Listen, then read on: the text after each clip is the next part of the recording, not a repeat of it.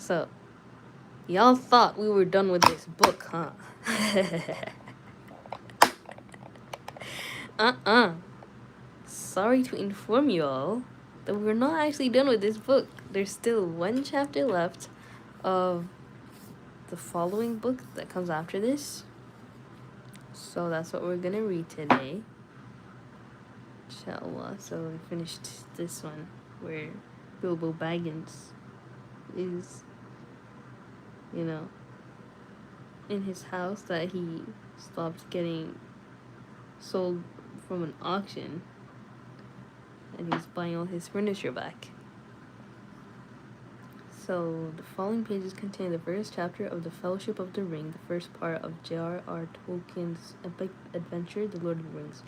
In a sleepy village in the Shire, young Frodo Baggins finds himself faced with an immense task as his elderly cousin Bilbo entrusts the ring to his care.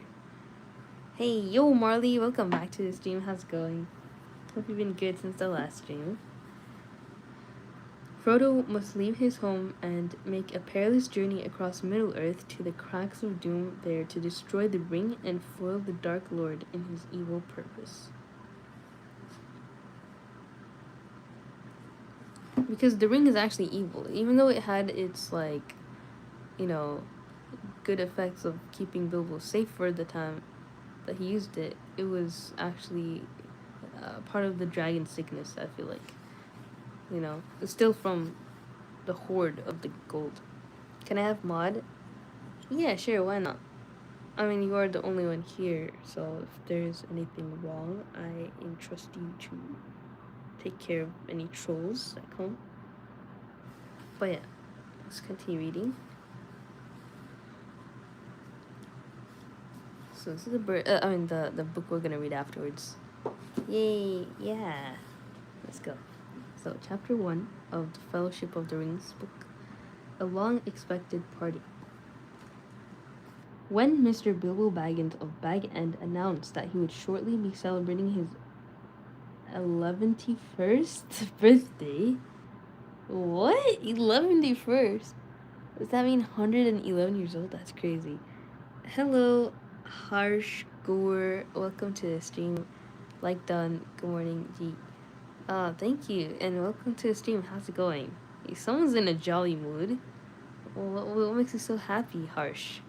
Yeah, well, if you're happy, I'm happy. So I think Bilbo Baggins is 111 years old here, which is pretty crazy. I mean, for a small hobbit like that, I guess it makes sense that he'd live so long. So, for his 11st birthday, with a party of a special magnificence, there was much talk and excitement in Hobbiton. Hobbiton? I didn't know that's what it's called. Alright, so Bilbo was very rich and very peculiar, and he had been the wonder of the Shire for 60 years. Ever since his remarkable disappearance and unexpected return, the riches he had brought back from his travels had now been a local legend, and it was popularly believed, whatever the old folk might say, that the hill at Bag End was full of tunnels stuffed with treasure. And if that was not enough for fame, there was also his prolonged vigor to marvel at time wore on, but it seemed to have little effect on Mr. Baggins. At 90, he was much the same as at 50. At 99, they began to call him well-preserved, but unchanged would have been nearer the mark. There were some that shook their heads and thought this was too much of a good thing. It seemed unfair that anyone should possess, apparently, perpetual youth as well as reputedly inexhaustible wealth. It will have to be paid for, they said. It isn't natural, and trouble will come of it. So, he was just always, even though he was 111, he was still in a good shape and good money too. That's ideal. He's really old, true. Hi, I love my friends. That's such a cute name. Welcome to the stream. How's it going? 6-7, yeah. But so far, trouble had not come, and Mr. Baggins was generous with his money. Aww. Most people were willing to forgive him, his oddities, and his good fortune. He remained on visiting terms with his relatives, except, of course, the Sackville Bagginses, and he had many devoted admirers among the hobbits of poor and unimportant families. But he had no close friends until some of his younger cousins began to grow up. The eldest of these, and Bilbo's favorite, was young Frodo Baggins. When Bilbo was 99, he adopted Frodo as his heir and brought him to live at Bag End, and the hopes of the Sackville Bagginses were finally dashed. Bilbo and Frodo happened to have the same birthday, September 22nd. Wait, September 22nd? That's like 2 days after my cousin's birthday. Bro, as much as I want Norway to win, we need someone to beat France. You think England will beat France? I don't think. Wait, why France? I need somebody to beat Argentina. Because you know who. What's the name? Benjamin Netanyahu is rooting for, right? Argentina. And he's like this really bad guy. He likes genocide in Palestine. But yeah, I don't know what people want France to lose. Maybe because France won a lot, like in 2018. But yeah, I wouldn't mind if they won again. I actually want them to win again. So Frodo is his heir now, and September 22nd is both Bilbo and Frodo's birthday. You had better come and live here, Frodo, my lad, said Bilbo one day, and then we can celebrate our birthday parties comfortably together. At that time, Frodo was still in his tweens, as the hobbits called the irresponsible 20s between childhood and coming of age at 33. Oh, I guess. Wow. That's a cute term, tween. Even though that means like pre teenage years in our terms. But yeah, I think I'm a hobbit, guys. I identify as a hobbit. 12 more years passed. Each year, the Bagginses had given very lively combined birthday parties at Bag End, but now it was understood that something quite exceptional was being planned for that autumn. Bilbo was going to be 111, a rather curious number, and a very respectable age for a hobbit. The old Took himself had only reached 130, and Frodo was going to be 33, an important number, the date of his coming of age. You know, in the Islamic religion, 33 is the middle age, the prime age. So that's the age we're going to be in heaven, in our religion. That's pretty crazy that Tolkien used this specific number. I think he had some knowledge of other religions, so maybe he added that. Because his books are really, really, like, PG, you know? Like, I don't know. Tongues began to wag in Hobbiton and Bywater, and rumor of the coming event traveled all over the Shire. The history and character of Mr. Bilbo Baggins became once again the chief topic of conversation, and the older folk suddenly found their reminiscences in welcome demand. No one had a more attentive audience than old Ham Gamgee, commonly known as the Gaffer. He held 40 at the Ivy Bush, small inn on the Bywater Road, and he spoke with some authority, for old Holman in the same job before that. Now that he was himself growing old and stiff in the joints, the job was mainly carried on by his youngest son, Sam Gamgee. Both father and son were on very friendly terms with Bilbo and Frodo. They lived on the hill itself in number 3 Bagshot Road, just below Bag End. A very nice, well-spoken, gentle hobbit is Mr. Bilbo, as I've always said, the Gaffer declared, with perfect truth, for Bilbo was very polite to him, calling him Master Hamfast, and consulting him constantly upon the growing of vegetables, in the matter of roots, especially potatoes. The Gaffer was recognized as the leading authority by all in the neighborhood, including himself. But what about this Frodo that lives with him? Asked old Noax of Bywater. Baggins is his name, but he's more than half a brandybuck, they say. It beats me why any Baggins of Hobbiton should go looking for a wife away there in Buckland, where folks are so queer. And no wonder they're queer, put it Danny Twofoot, the Gaffer's next door neighbor. If they live on the wrong side of the Brandywine River and right again the old forest, that's a dark, bad place, if half the tales be true. You're right, Dad, said the Gaffer. Not that the Brandybucks of Buckland live in the old forest, but they're a queer breed, seemingly. They fool about with boats in the big river, and that isn't natural. Small wonder that trouble came of it, I say. But be that as it may, Mr. Frodo is a nice and young hobbit as you could wish to meet. Very much like Mr. Bilbo, and in more than looks. After all, his father was a Baggins. A decent, respectable hobbit was Mr. Drogo Baggins. There was never much to tell of him, till he was drowned. Drowned. Drowned? Said several voices. They had heard this and other dark rumors before, of course, but hobbits have a passion for family history, and they were ready to hear it. Well, so they say, said the gaffer. You see, Mr. Drogo, he married poor Miss Primula Brandybuck. She was our Mr. Bilbo she was our Mr. Bilbo's first cousin on the mother's side, her mother being the youngest of the old Took's daughters, and Mr. Drogo was his second son.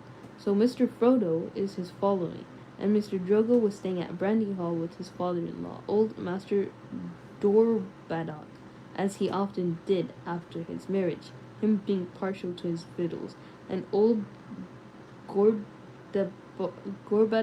keeping a mighty generous table. And he went out boating on the Brandywine River, and he and his wife were drowned.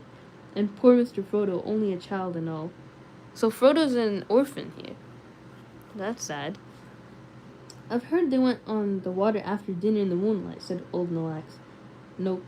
And it was Drogo's weight as sunk the boat. And I heard she pushed him in, and he pulled her in after him, said Sandyman, the Hobbiton miller. You shouldn't listen to all you hear, Sandyman, said the gaffer, who did not much like the miller. There isn't no call to go talking of pushing and pulling.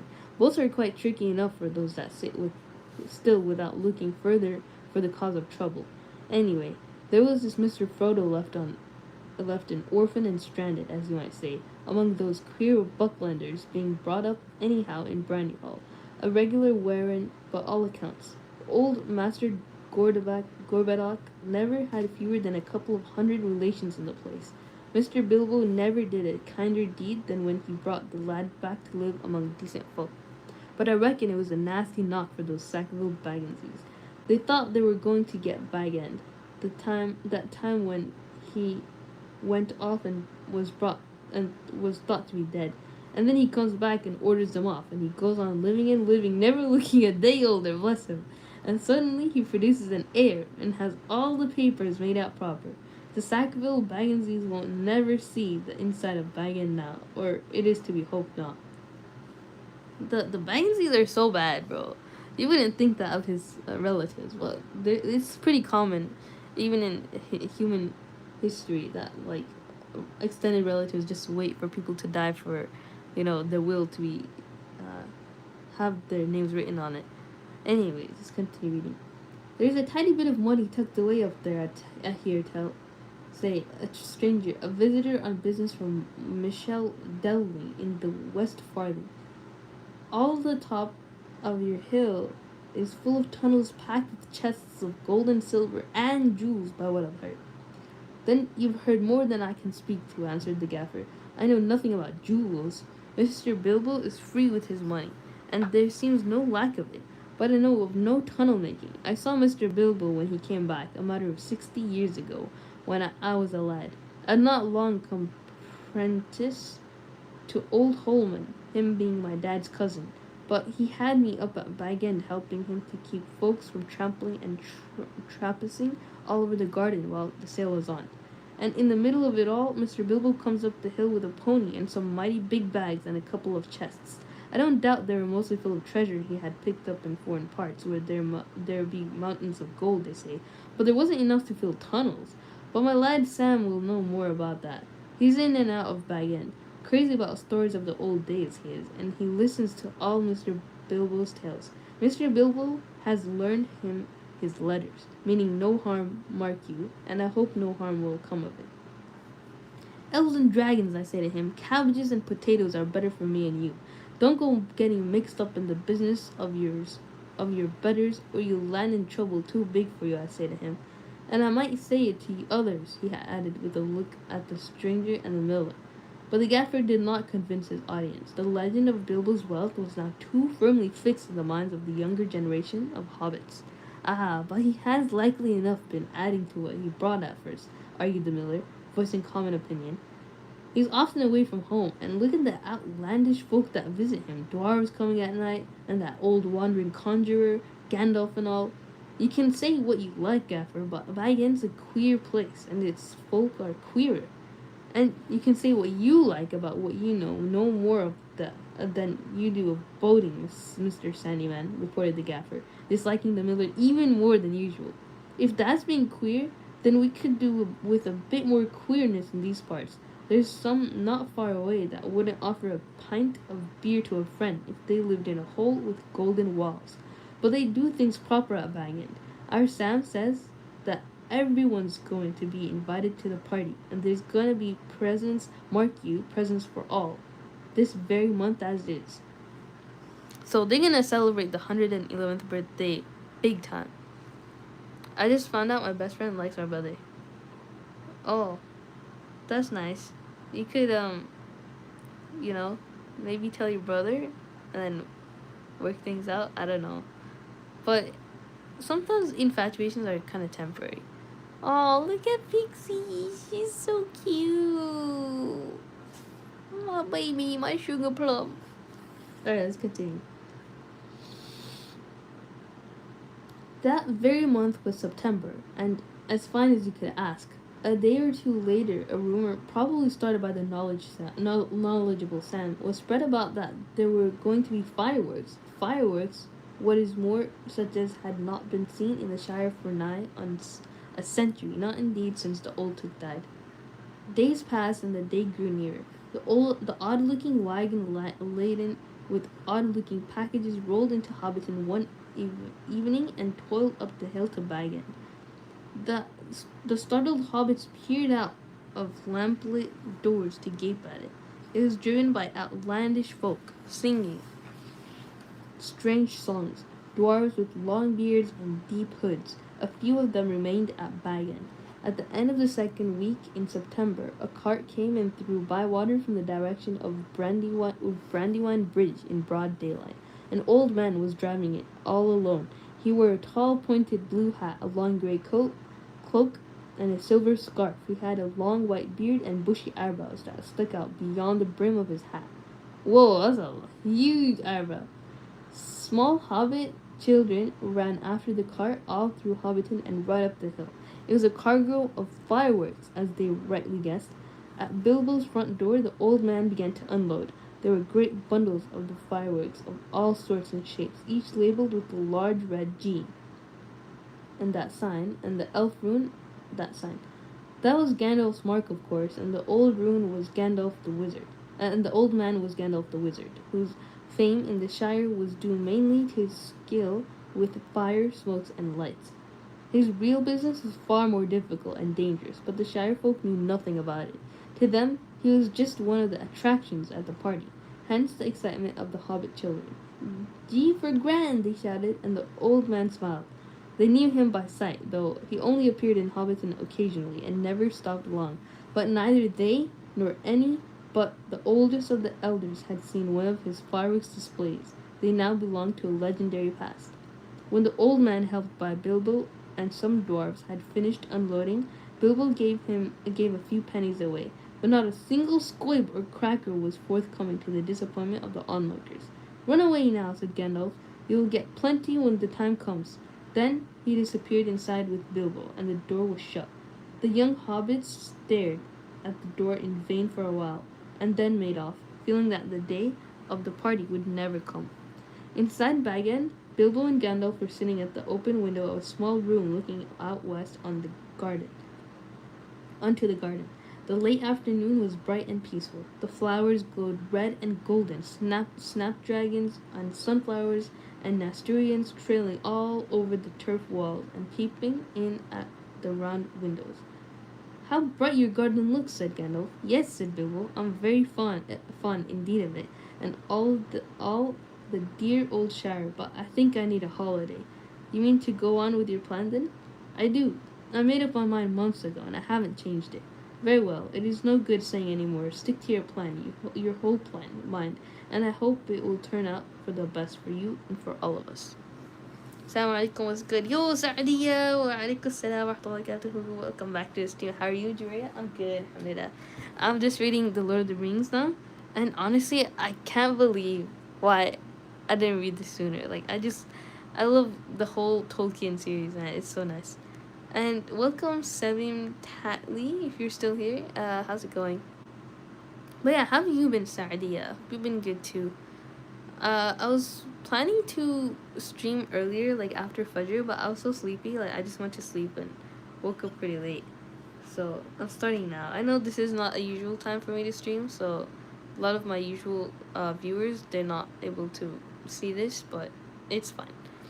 I was also planning to go and get like a cake for 1K subs, but yeah, I think I have to do that tomorrow just because today I think it's too late because the bakery is like a morning thing. But hopefully tomorrow I'll wake up early and like stay up after Fajr, inshallah. I'm watching the match now. Oh, that makes sense. Like the Norway and the England match. Yeah. What is the score still 1-0? Oh my god, Pixie. She's so cute. I'm not watching Get My Mod Job anymore. I'm not gonna get my mod job. Yeah, sure. Here you go. There you go, Sardia. And yeah, it's like I want Holland to win just because like he's genuinely a nice guy. 1-1 now. No, I hope Norway wins. But yeah, it doesn't affect me, like whoever wins or not. Like in the end, all I want is for like anybody but Argentina to win, because Netanyahu, he's rooting for Argentina. So I hope France wins. France is the only thing that can beat them, I feel like. Just because, like, Holland is good, but his whole team altogether, I think, is less strong than France for sure, because of Mbappe, Dembele, and the other guys that are really good at passing and making scores. But yeah, it's crazy to see how the World Cup came all the way to this point, right? Because this is the last match before the semifinals? I don't know though. But yeah, let's continue reading. Oh, Messi's a princess of FIFA. Everyone's saying that, bro. We need somebody to beat Messi. Even though he's good.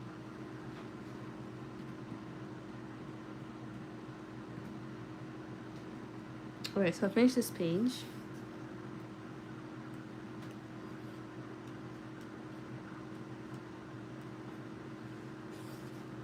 So it's 15 pages of this chapter, actually. Wow. That's pretty long. I mean, most of these chapters were pretty short in the Hobbit book, but yeah. Maybe I won't read this Each Little Bird That Sings book, actually.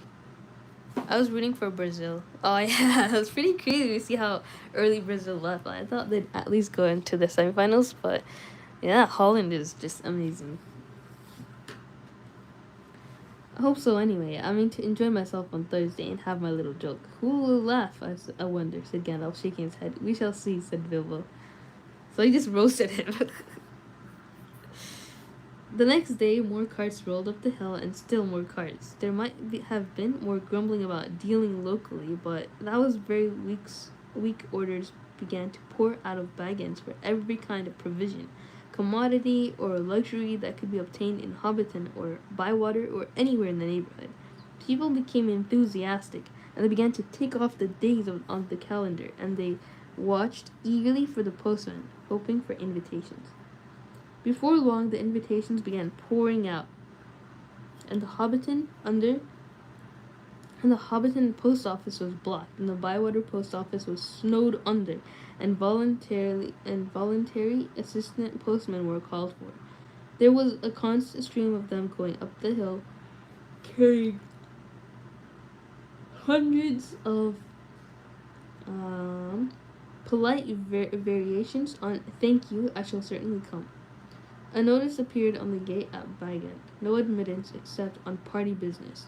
Even those who had or pretended to have party business were seldom allowed inside.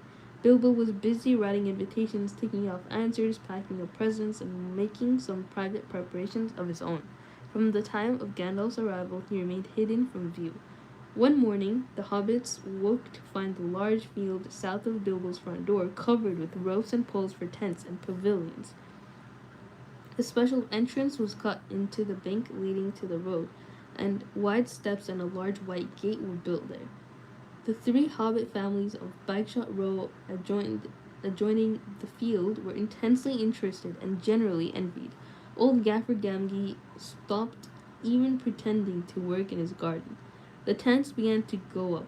There was a specially large pavilion, so big that the tree that grew in the field was right inside it and stood proudly one end, near one end, at the head of the chief table. Lanterns were hung on all its branches. More promising still to the hobbit's mind, an enormous open-air kitchen was erected in the north corner of the field. A draught of cooks from every inn and eating house for miles around arrived to supplement the dwarves and other odd folk that were quartered at Bag End. Excitement rose to its height. Man, I want to be invited to that party. Man, imagine a Hobbit party. That would be so nice. I can imagine. Because you know how the Hobbit is kind of like, there's this guy that makes everything from scratch on Instagram, and it literally, he reminds me of the Hobbit life. Like, I think it's influenced by, like, old British history. How they just, like, work on harvesting and, like, yeah, making everything from scratch. It's so wholesome. I'm going to pray now, Jory. I'll be right back. Okay, I see. تقبل الله منا ومنكم. Right? Oh, I think they said that after Eid, but تقبل الله. Anyways. So, it's only been 26 minutes. I don't know why I'm so sleepy. I slept so much today. I'm kind of hungry, that's why. But, yeah, my dad is downstairs. I just wait for him to leave so that I can eat in peace. Because if I stay downstairs while I'm eating, like, he just takes the opportunity to talk. And, like, sometimes it leads to things that I don't like. I mean, I could talk. I mean, I could eat anyways, but I'd rather just wait till he's gone. I don't know when he's gonna be gone, though. Maybe at 6 p.m. If anybody's watching. Alright, let's continue. Then the weather clouded over. That was on Wednesday, the eve of the party. Anxiety was intense. Then Thursday, September the 22nd, actually dawned. The sun got up, the clouds vanished, flags were unfurled, and the fun began. Wow!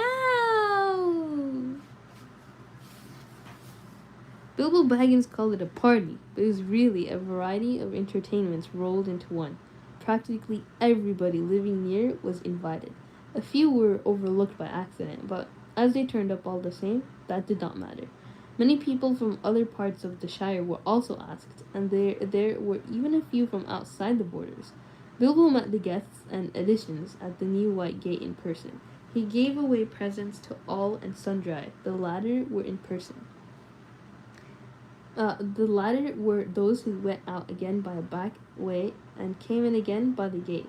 Hobbits give presents to other people on their own birthdays. Oh, hobbits are so cute, guys, I swear.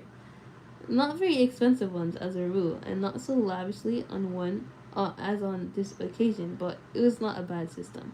Actually, in Hobbiton and Bywater, every day in the year was somebody's birthday, so that every hobbit in those party had a fair chance of at least one present at least once a week. But they never got tired of them. Oh my goodness, so cute. On this occasion, the presents were unusually good. The hobbit children were so excited that for a while they almost forgot about eating. There were toys like the like of which they had never seen before. All beautiful and some obviously magical. Many of them had indeed been ordered a year before. A year before? That's crazy. And had come all the way from the mountain and from the dale, and were a real dwarf make. And you know dwarves, right? They're like really good at crafting and stuff.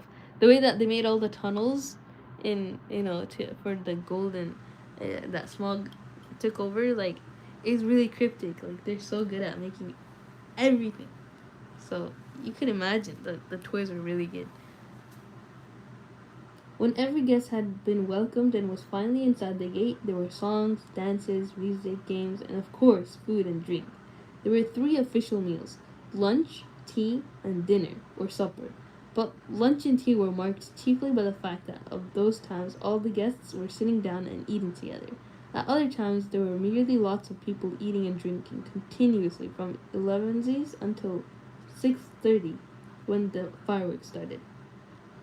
The fireworks were by Gandalf. They were not only brought by him, but designed and made by him, and the special effects, set pieces, and flights of rockets were let off by him. But there was also a generous distribution of squibs, crackers, baccarat sparklers, torches, dwarf candles, elf fountains, goblin barkers, and thunderclaps. They were all superb. The art of Gandalf improved with age.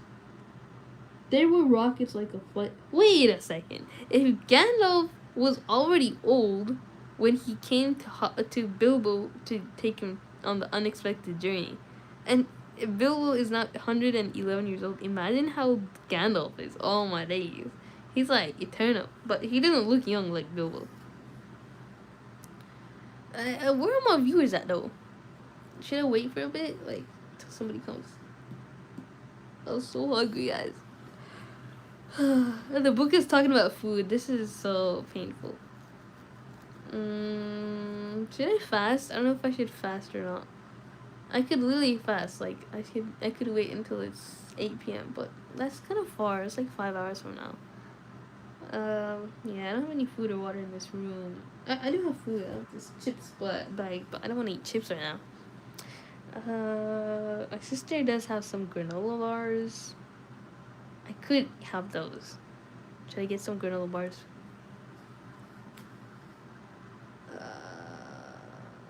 Anyways, there were rockets like a flight of scintillating birds singing with their sweet voices. Aww. There were green trees with trunks of dark smoke. Their leaves opened like a whole spring unfolding in a moment, and their shining branches dropped glowing flowers down upon the astonished hobbits, disappearing with a sweet scent just before they touched their upturned faces. There were fountains of butterflies that flew glittering into the trees. There were pillars of colored fires that rose and turned into eagles, or sailing ships, or phalanx of flying swans. There was a red thunderstorm and a shower of yellow rain. There was a forest of silver spears that sprang suddenly into the air with a yell like an embattled army and came down again into the waters with a hiss like 100 hot snakes. There was also one last surprise in honor of Bilbo, and it startled the hobbits exceedingly, as Gandalf intended. The lights went out, a great smoke went up, and shaped itself like a mountain seen in the distance, and began to glow at the summit. It spouted green and scarlet flames. Out flew a red golden dragon, not life-size, but terribly lifelike. A fire came from its jaws, his eyes glared down, there was a roar, and he whizzed 3 times over the heads of the crowd. They all ducked, and many fell flat on their faces. The dragon passed like an express train, turned a somersault, and burst over Bywater, and with a deafening explosion. Wow. Gandalf is so sweet. Like, that was so nice of him to make all that. Anyways, I don't see any viewers in the chat, and I'm kind of tired and hungry, so I'm gonna stop here. Which is crazy. I never stopped the stream so early. But I'll continue later, inshallah. Alright, take care, guys. Assalamu alaikum wa rahmatullahi wa barakatuh.